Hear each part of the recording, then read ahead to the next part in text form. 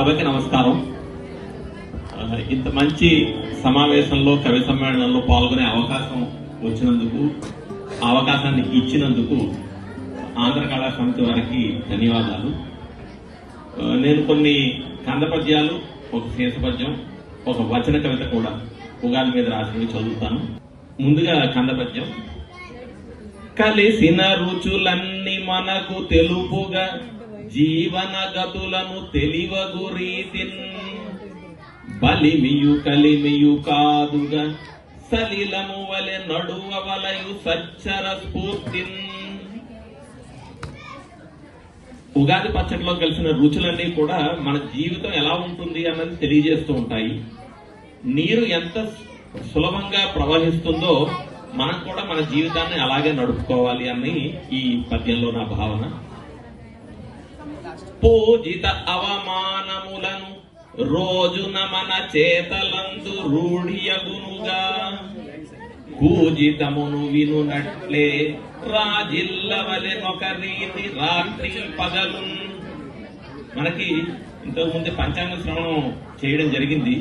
దాంట్లో చివరిలో ఆయన చెప్పారు, రాజపూజ్యమైన అవమానమైన మనం భావించే దాన్ని బట్టి ఉంటాయి అన్న పద్ధతిలో. అదే ఉద్దేశాన్ని ఇక్కడ నేను చెప్తూ వచ్చాను. మనం ఎలాంటి పనులు చేస్తామో దాన్ని బట్టి రాజపూజ్యంగానే అవమానంగానే ఉంటుంది. అందువల్ల పగలు రాత్రి కూడా మనం మంచి పద్ధతిలో ముందుకు వెళ్తే అంతా బాగానే ఉంటుంది అన్నది నా భావం.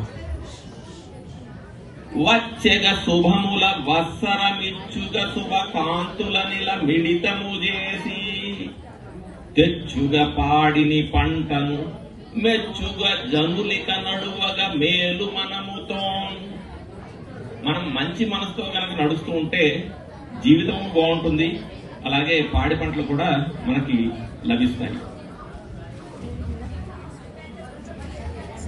అలాగే మన పండుగల గురించి, ఎందుకంటే పండుగలన్నీ కూడా మనకి ఉగాది నుంచే మొదలవుతాయి. సో దాని మీద ఒక శేషపద్యం. మొదలవు పండుగ మోత యుగాదితో తదుపరి పెండ్లిగ తరుణి తోడ రాముకు చైత్రము రాగనే అక్షయ తదియను దాటగ తరలివచ్చు సోదర బంధము చూపెడి రాఖియే శ్రావణ లక్ష్మి కృష్ణాష్టమొక నెలనే గద చవితిన లక్ష్యము గణపతి నవరాత్రులను దేవినంత గొలువా దీపములతోడ సంబర దీప్తిగాంచి శివుని కార్తీకమున మార్గశిరమునందు హరిని కీర్తించి భోగిని హాయి చేసి జాగరణతోడ శివుని భజన సొలుపరే కలిసి కట్టుగా జనమంత కలిసి మెలసి కల్మషములొదిలొక్కరిగా కదలమని కాలపురుషుడు పల్కెనుగా మన జనగణములకు పర్వదినములు గడుతునుందా. ఇప్పుడు ఒక చిన్న వచన కవిత కూడా చదువుతాను. విశ్వావసు నామ ఉగాది.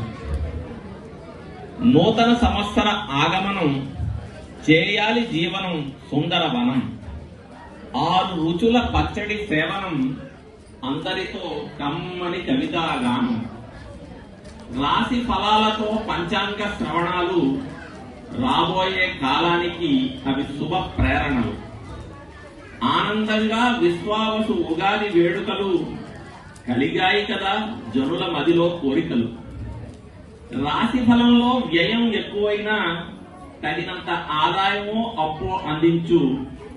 జీవితంలో రాజపూజ్యం తక్కువైనా బతుకు రంగస్థలంపై చప్పట్లు కురిపించు. రైతులకు 3 పంటలు రాకున్నా పొలం మీదున్న పంటకు నష్టం చెయ్యకు. ఆకాశాన్నంటిన ధరలను కిందికి తేలేకున్నా జనాల నోటికి అన్నం దూరం కానీయకు. విశ్వావసు అవకాశం ఇస్తే ఉన్నంత కాలం వేస్తూనే ఉంటాం మా కోరికల గాలం. అడిగినవన్నీ తీర్చలేవేమోనని మా భావన. అందరికీ శుభాలు కలిగించాలి నీ దీవెన. విన్నందుకు ధన్యవాదాలు.